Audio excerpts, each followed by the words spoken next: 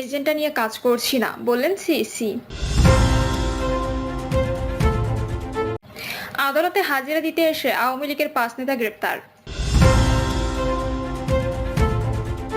জানাবো ভিন্ন পরিচয়ে বাংলাদেশে প্রবেশ করেছে ইন্ডিয়ান র, চাঞ্চল্যকর তথ্য ফাঁস।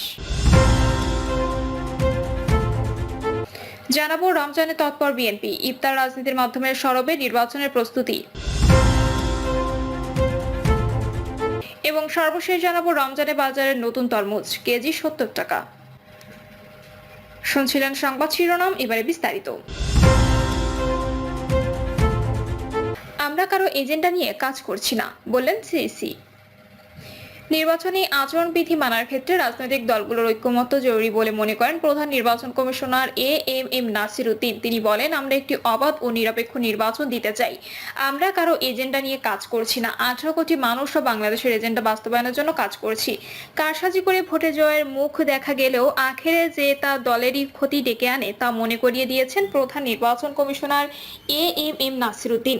তিনি বলেন, আমি একটা কথা বলতে চাই, আমরা সবসময় ভুলে যাই ইতিহাস সাক্ষ্য দেয় ইলেকশন ইঞ্জিনিয়ারিং করে, ভোট সন্ত্রাস করে আপাত দৃষ্টিতে জেতা যায়, কিন্তু আখেরে নিজের জন্য, দলের জন্য, দেশের জন্য সর্বনাশ ডেকে আনতে পারে, আখেরে টেকা যায় না। সিইসি বলেন, বাংলাদেশ নতুন বাংলাদেশের স্বপ্ন দেখছে। যদি এই স্বপ্ন বাস্তবায়ন না হয় তাহলে যারা আহত ও শহীদ হলো তাদের সঙ্গে বেইমানি করা হবে। ভোট কেন্দ্রে ভোট দেওয়া এখন আর শুধু অধিকার নয়, এটা একটা দায়িত্ব। আমাদের উপরে মানুষের প্রত্যাশা অনেক বেশি, অন্য কোনো ইসির ওপর এত প্রত্যাশা ছিল না। এএমএম নাসির উদ্দিন আরো বলেন, আইন অনুযায়ী 2রা মার্চ ভোটার তালিকা চূড়ান্ত করতে হয়। এর মধ্যে আমাদের আবার বাড়ি বাড়ি গিয়ে ভোটার তালিকা হালনাগাদ করতে হচ্ছে। এর জন্য জুনের মধ্যে আরেকটা ভোটার তালিকা প্রস্তুত হয়ে যাবে। সারাদিন রাত ভোটার তালিকা প্রস্তুতের কাজ করছে ইসির কর্মকর্তারা। রমজান মাসের কথা উল্লেখ করে সিইসি সবার কাছ থেকে নিরপেক্ষভাবে কাজ করার ওয়াদা দেন। মরা নির্বাচন নিয়ে আর বিলাপ করতে চাই না, বিলাপের দিন শেষ, এখন সুষ্ঠু নির্বাচন করতে হবে। ভোট সন্ত্রাস করে আপাতত জেতা যায়, কিন্তু আখেরে নিজের জন্য, দলের জন্য, দেশের জন্য ভালো হয় না। প্রত্যাশা কেউ এই কাজ করবে না। আমরা সর্বশক্তি দিয়ে কাজ করছি, সবাই সহযোগিতা চাই। আদালতে হাজিরা দিতে এসে আওয়ামী লীগের 5 নেতা গ্রেপ্তার। পিরোজপুরে রাজনৈতিক মামলায় হাইকোর্ট থেকে আগাম জামিন নিয়ে নিম্ন আদালতে হাজিরা দেওয়ার পর আওয়ামী লীগের 5 নেতাকে গ্রেপ্তার করেছে পুলিশ। দুপুরে পিরোজপুর জেলা ও দায়রা জজ আদালত প্রাঙ্গণ থেকে তাদের গ্রেপ্তার করা হয়। পিরোজপুরে পুলিশ সুপার খান মোহাম্মদ আবু নাসের বিষয়টি নিশ্চিত করেছেন। পুলিশ সূত্রে জানা যায়, দুপুরে আসামিরা পিরোজপুর জেলা ও দায়রা জজ আদালতে রাজনৈতিক মামলায় হাইকোর্ট থেকে আগাম জামিন নিয়ে নিম্ন আদালতে হাজিরা দিতে আসেন। এ সময় হাজিরা দেওয়া শেষ হলে অন্য একটি মামলায় গ্রেপ্তারি পরোয়ানাভুক্ত আসামি জেলা আওয়ামী লীগের সহসভাপতি খান মোহাম্মদ আলাউদ্দিন গ্রেপ্তার করা হয় এবং অন্য একটি নাশকতার মামলায় সম্পৃক্ত থাকার অভিযোগে বাকি 4 জনকে গ্রেপ্তার করা হয়েছে। পিরোজপুরের পুলিশ সুপার খান মোহাম্মদ আবু নাসের বলেন, আজকে আদালত প্রাঙ্গণ থেকে 5 জনকে আটক করা হয়েছে। তাদের একজন গ্রেপ্তারি পরোয়ানাভুক্ত আসামি এবং বাকি 4 জনকে অন্য একটি নাশকতার মামলায় সংশ্লিষ্ট থাকার প্রাথমিক প্রমাণ পাওয়ায় গ্রেপ্তার করা হয়েছে। ভিন্ন পরিচয়ে বাংলাদেশে প্রবেশ করেছে ইন্ডিয়ান র, চাঞ্চল্যকর তথ্য ফাঁস।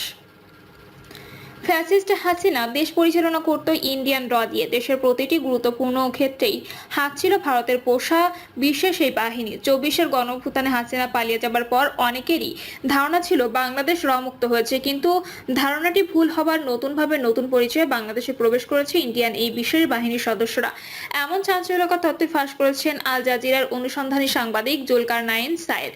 আল জাজিরার এই সাংবাদিক সম্প্রতি তার ভেরিফাইড ফেসবুকে এক পোস্টে দাবি করেন, ভারতের গোয়েন্দা সংস্থা রিসার্চ অ্যান্ড অ্যানালাইসিস উইং এর একদল কর্মকর্তা বাংলাদেশে ভিন্ন নামে ও ভিন্ন পরিচয়ে প্রবেশ করেছে। তার এই চাঞ্চল্যকর তথ্য ফাঁসের পরই এটি নিয়ে আলোচনা হচ্ছে সর্বমহলে।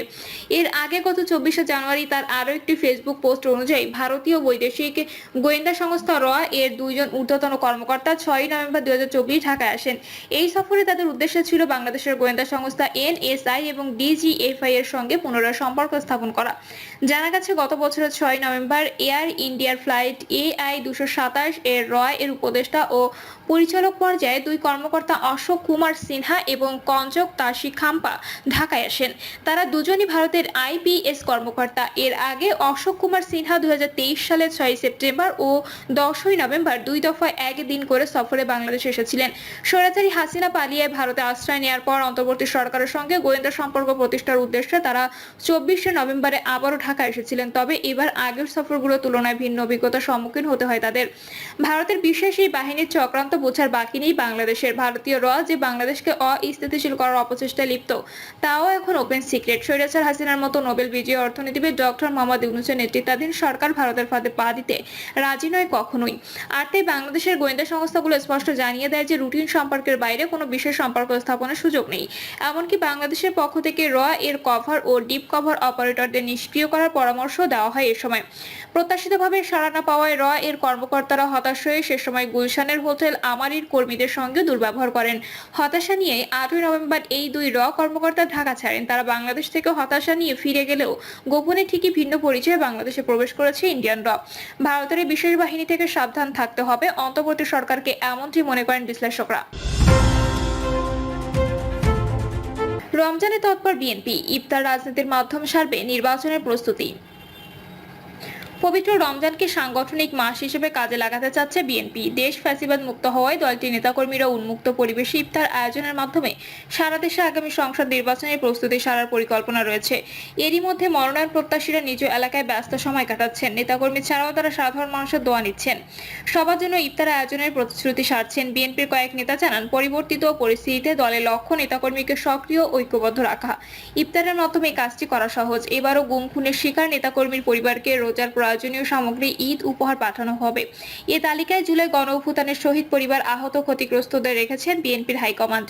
কেন্দ্রীয়ভাবে বিএনপি কয়েকটি ইফতার মাহফিল আয়োজনের পরিকল্পনা করেছে। তবে গতকাল পর্যন্ত 3টি তারিখ সহ 4টি ইফতারের সূচি চূড়ান্ত হয়েছে। এর মধ্যে আজ প্রথম রোজায় এতিম ও আলেমদের সম্মানে 6 মার্চ কূটনীতিক এবং 9 মার্চ রাজনীতিবিদদের ইফতার করাবে বিএনপি।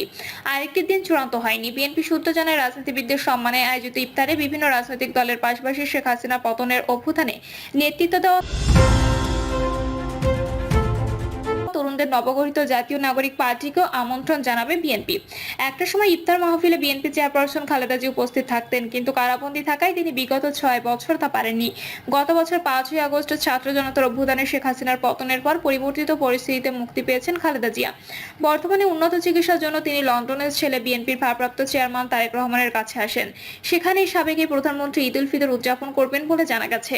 বারবার দাবি জানালেও অন্তর্বর্তী সরকার এখনো পর্যন্ত নির্বাচনের রূপরেখা ঘোষণা করেননি। স্থায়ী কমিটির সদস্য সালাউদ্দিন আহমেদ গতকাল এক অনুষ্ঠানে প্রধান উপদেষ্টা ইউনূসকে আগামী 1 মাসের মধ্যে নির্বাচনের রূপরেখা ঘোষণা করার জন্য আহ্বান জানিয়েছেন।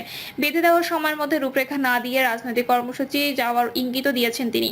বিএনপি নেতারা জানান, নির্বাচন নিয়ে টালবাহানা হলে আবারও তাদের রাজপথে কর্মসূচিতে যেতে হবে। এরই অংশ হিসেবে বিএনপি অঙ্গ ও সহযোগী সংগঠনের নেতাকর্মীকে সক্রিয় রাখতে পুরো রমজান তৎপর থাকবে। সারা দেশে ইউনিয়ন পর্যায়ে ইফতার মাহফিলের মাধ্যমে ক্ষতিগ্রস্ত নির্যাতিত নেতাকর্মীকে ঐক্যবদ্ধ রাখার চেষ্টা করবেন নেতারা। গত বছর 7 জানুয়ারি একতরফা